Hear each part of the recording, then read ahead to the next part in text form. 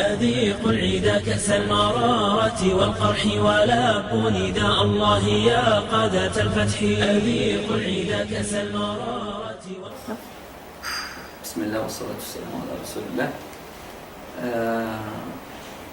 Quando nós falamos da questão palestina, nós temos que não ficar somente focados na atualidade, mas sim voltar à história, porque é a história que vai explicar tudo para nós.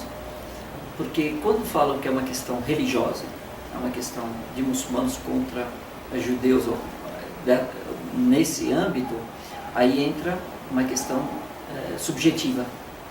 Eu concordo, não concordo, é uma questão subjetiva. Porém, quando nós falamos a realidade da questão palestina, que é histórica, e aí a história são fatos, e não tem como, então é uma questão objetiva. Então, quer saber quem tem razão, quem não tem razão, vamos voltar para a história, como tudo começou. E aí é uma questão simples. Dizem que é uma questão também, que é uma questão milenar entre muçulmanos e judeus, e não é milenar. É de alguns anos para cá, de algumas décadas para cá, e é uma questão local, mas que tem influência global. Nós temos que voltar para a história da Palestina e saber que na Palestina localiza-se a cidade mais antiga do mundo, que foi constantemente, que nunca foi interrompida a sua habitação, em Ariha. 10 mil anos, alguns historiadores, outros falam que data de 9 mil anos. Desde que ela foi fundada até hoje, nunca se interrompeu a habitação dessa cidade, ela nunca deixou de ser habitada, sempre, constantemente. Por isso que ela é a cidade mais velha habitada do mundo. E lá, a primeira população, os primeiros povos a morarem lá, foram os árabes.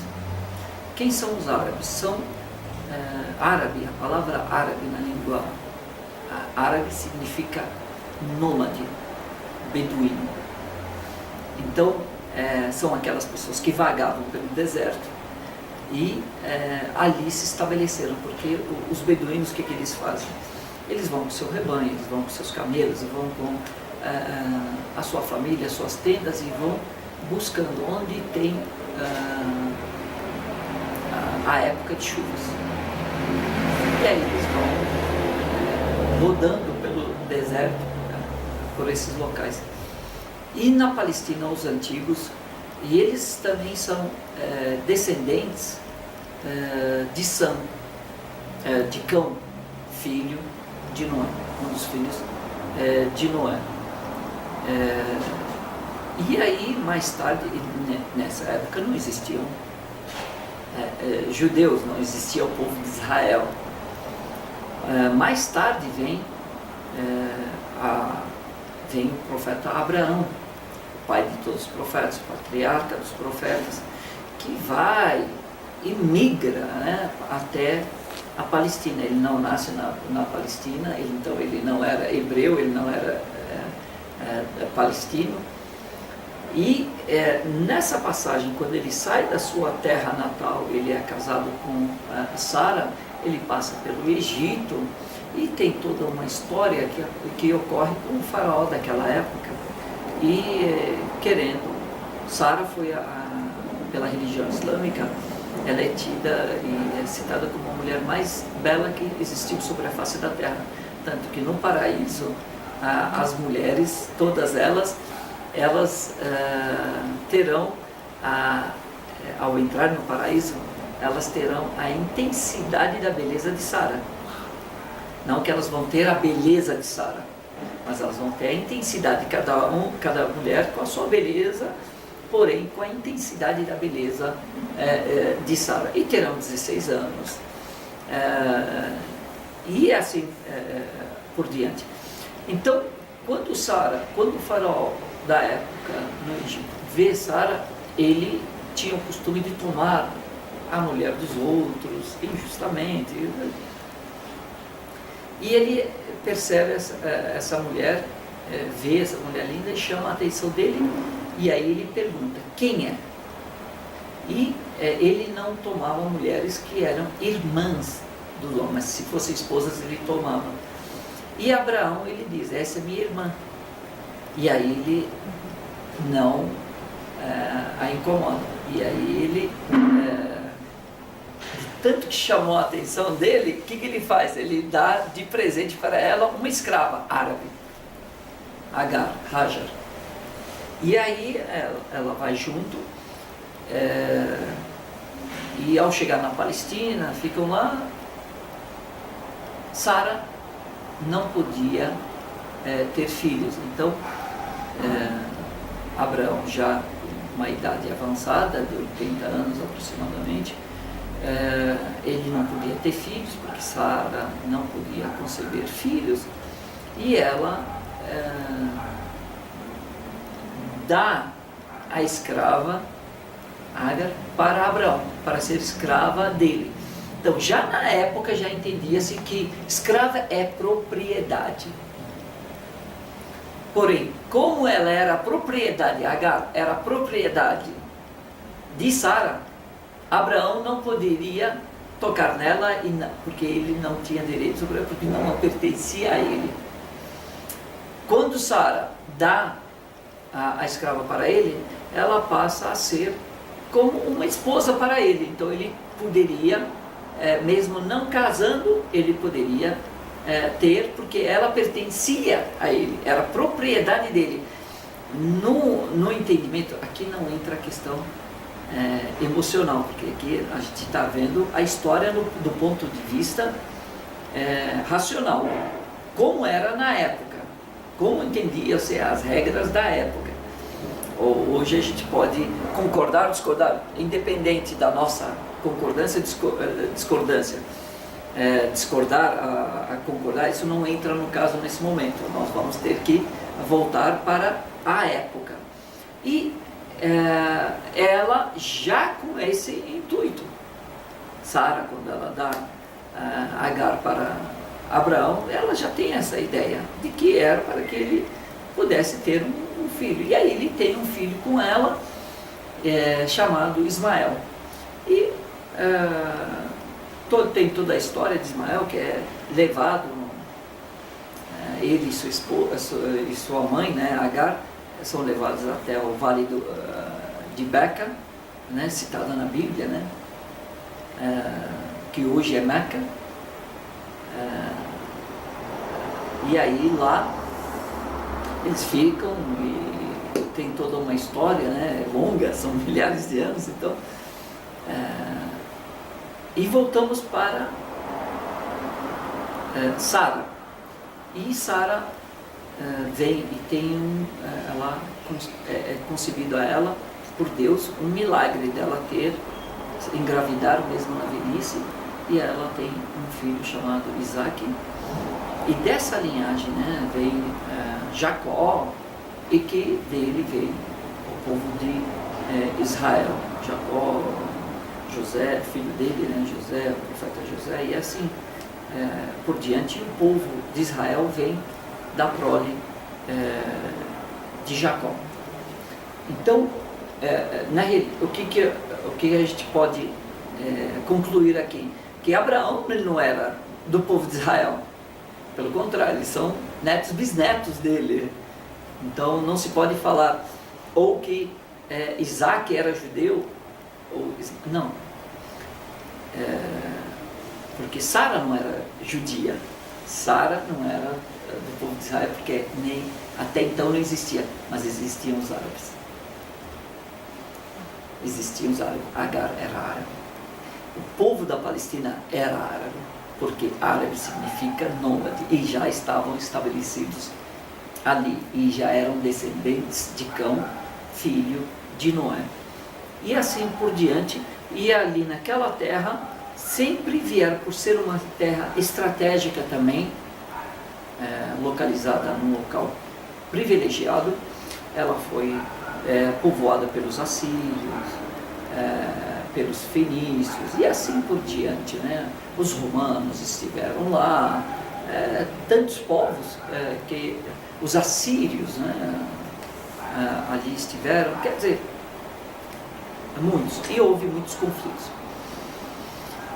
Mais tarde aparece, quando aparece o povo de Israel e as 12 tribos de Israel, né?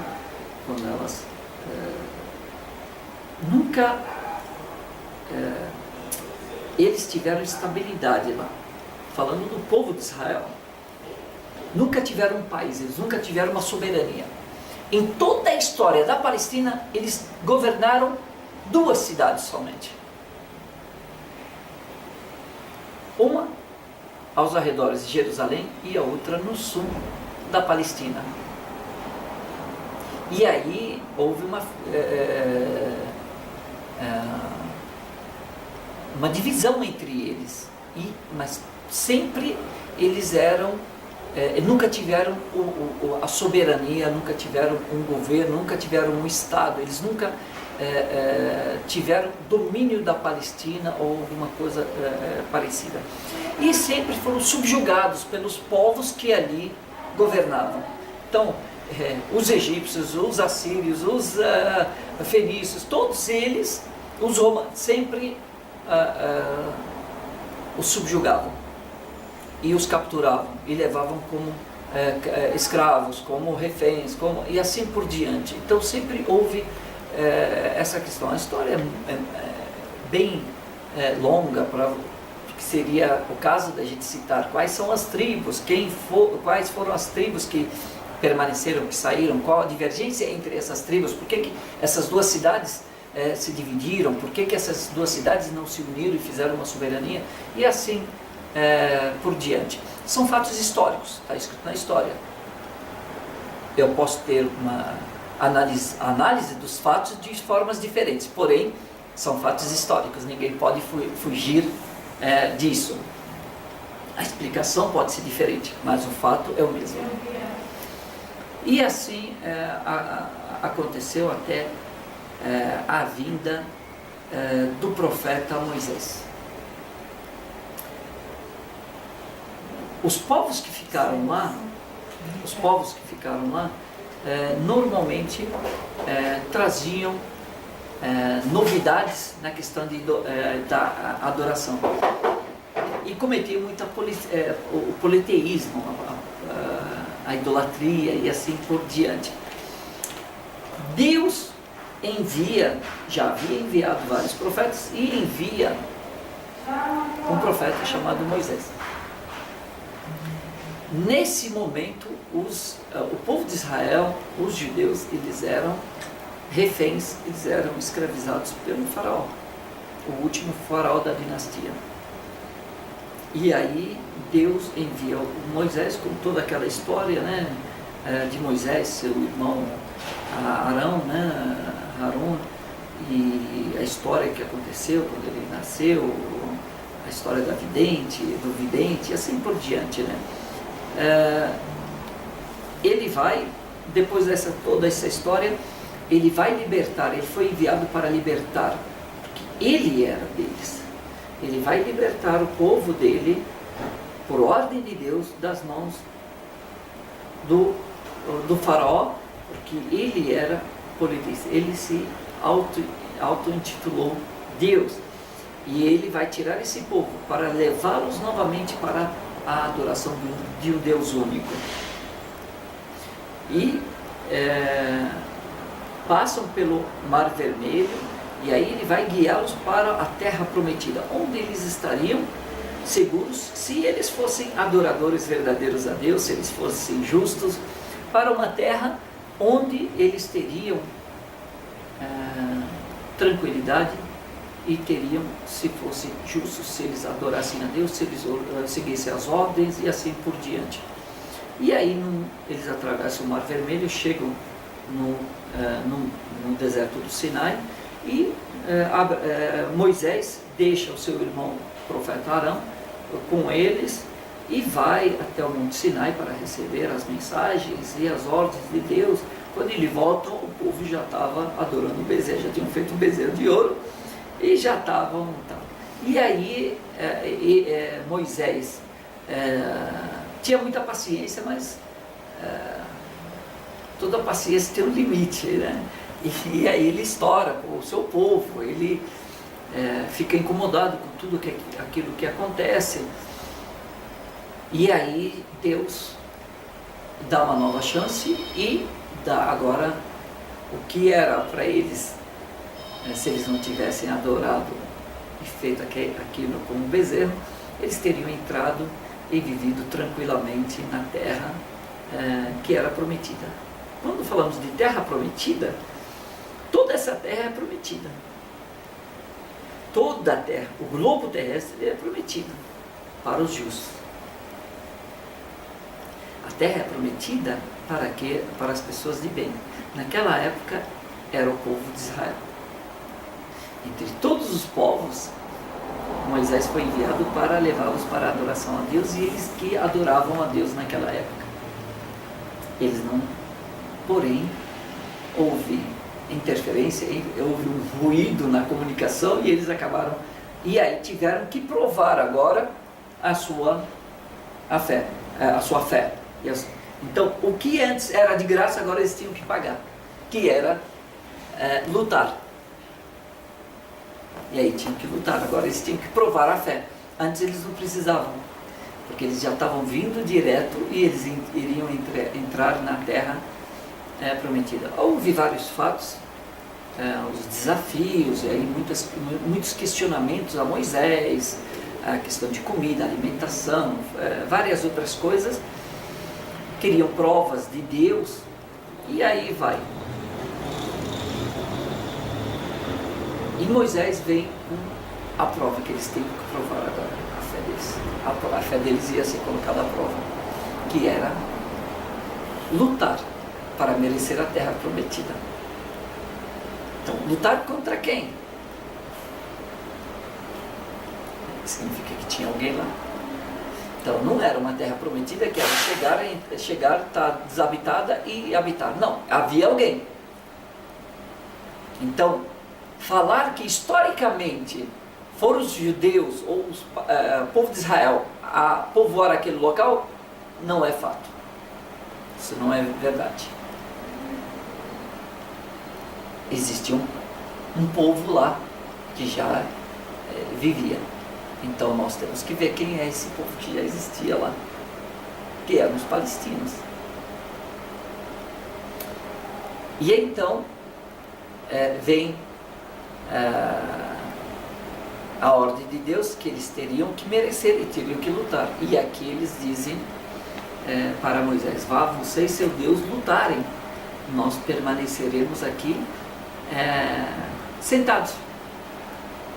Não queriam, então se negaram a entrar nessa prova, nesse teste, a aceitar esse teste. E aí eles vagam por essa e outras coisas que aconteceram. Eles vagam pelo deserto 40 anos, sem rumo. E isso continua até a chegada de Davi, que vem e aqui ele entra e conquista, e aí eles permanecem, porém, pouco tempo, e eles se dividem com o passar do tempo. Não importa o quanto tempo ficaram lá, a questão é, aqui são fatos históricos. Havia um povo lá que era o palestino. Então não é que os judeus estavam antes desse povo e foram capturados e depois... Não aconteceu dessa forma. Já existia um povo lá, tanto que Abraão, quando foi para lá, já existiam lá. Esse povo já existia. Continuamos nessa questão da história. Só que, porém, vamos dar um avanço agora. Fazer aquela corrida no vídeo, né? Dar um forward, né? Até chegar aos cristãos. Quem são os cristãos se não os judeus ou as pessoas que se converteram? Porque Jesus foi enviado para o seu povo, ele era do povo de Israel. Então ele veio para divulgar para o seu povo. As pessoas que o seguiram eram já judias, que se converteram e seguiram. Então são judeus que se converteram. Mais do que isso, eles não viviam sozinhos, havia um outro povo lá. Então havia uma harmonia, apesar de sabermos que todo o império que entrava lá dividia os judeus. Porém, quando eles habitavam lá com o povo, eles viviam com o povo palestino tranquilamente, não havia dificuldade nenhuma. São fatos históricos, basta olhar nos livros. Mais tarde vem o Império Islâmico, através de Omar, o segundo califa, o segundo sucessor do profeta, quando ele vai, e aí o patriarca de Jerusalém, o patriarca ortodoxo, ele faz um acordo com os muçulmanos, com líderes muçulmanos na época, Omar, faz um tratado, esse tratado existe até hoje, esse tratado, as condições através das quais eles entregariam as chaves da Palestina, de Jerusalém aos muçulmanos. E aí então os muçulmanos passam a governar a Palestina, e muitos que ali, dos judeus, dos cristãos, se tornam muçulmanos. E os muçulmanos governam. Fatos históricos, de novo. Quantas igrejas e quantas sinagogas foram derrubadas pelos muçulmanos? Os muçulmanos governaram 14 séculos. Basta ver que até hoje você tem templos judeus, cristãos, preservados. Veja a liberdade que os judeus e os muçulmanos tinham sob o governo islâmico. Quando falamos judeus, todas as facções, todos os grupos. Quando falamos cristãos, também todos os grupos. Tiveram toda a sua liberdade. E isso vai por várias dinastias islâmicas, vários impérios islâmicos, que ali até chegaram o último, que era o Império Otomano, turco-otomano, que governou a grande parte do mundo, inclusive a Palestina. E aí vem a Primeira Guerra Mundial. Aliás, vamos só voltar a meados de 1800, quando existe meados de 1800 da era cristã, há alguns movimentos, organizações, uma reorganização, a ideia de organizar os judeus no mundo todo, porém organizá-los fisicamente também, e reuni-los fisicamente num local só.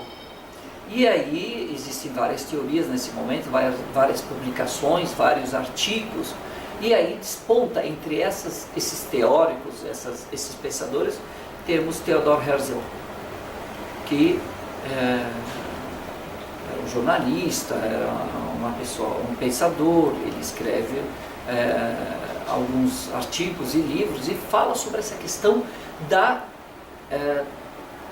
do Estado judeu. E aí culmina toda essa movimentação, culmina num congresso, num encontro que acontece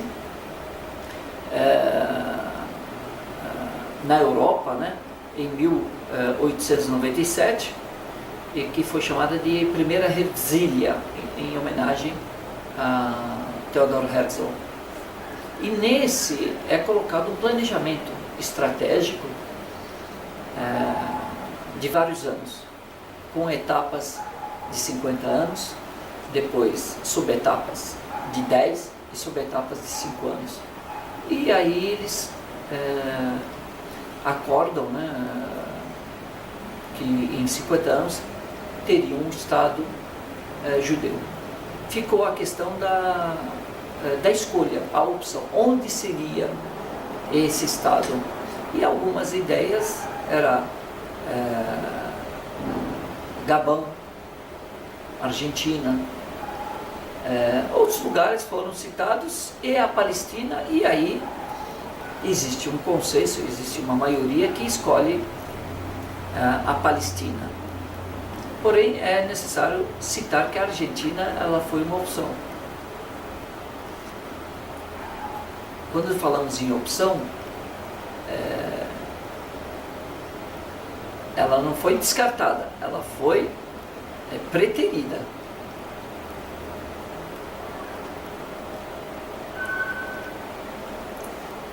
Essas palavras têm peso. As palavras têm peso. Preterida é diferente de descartada. E a Palestina ela é escolhida e começam-se a trabalhar nisso. Vem a Primeira Guerra Mundial, onde os turcos aliados aos países, eles perdem a guerra e aí sai enfraquecido. O Império Otomano, o Império Turco sai enfraquecido, e aí o perdedor perde terra, perde soberania, enfraquece seu poder, e aí a Inglaterra, os aliados, né, a Inglaterra, a França, elas começam a mudar o cenário mundial e o cenário islâmico. Então esses dois países começam a dividir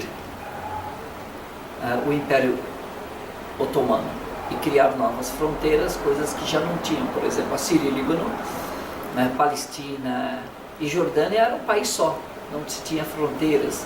E aqui eles colocam fronteiras e colocam uma colonização. Na realidade, eles vão colonizar esses locais, e a Palestina e a Jordânia ficam na mão da Inglaterra, enquanto a Síria e o Líbano na mão da França, independente dos outros lugares como o Golfo Pérsico e assim por diante, Egito, norte da África. E começa-se aqui a minar o governo, o Império Islâmico Turco, e em 1924 deposto o califa otomano Abdul Hamid, e assume, né, aí vem na Turquia um novo estilo, né, nova forma de governo, um novo sistema de governo laico, e aí que muda todo o cenário. E a Palestina, Jordânia, Síria já não pertencem mais à Turquia, já não fazem mais, elas já pedem, já têm a independência. Porém, enquanto a Inglaterra, e aqui a gente vai focar mais na Palestina, enquanto a Inglaterra, como colonizadora da Palestina, existe em 1917 uma promessa de Balfour, que era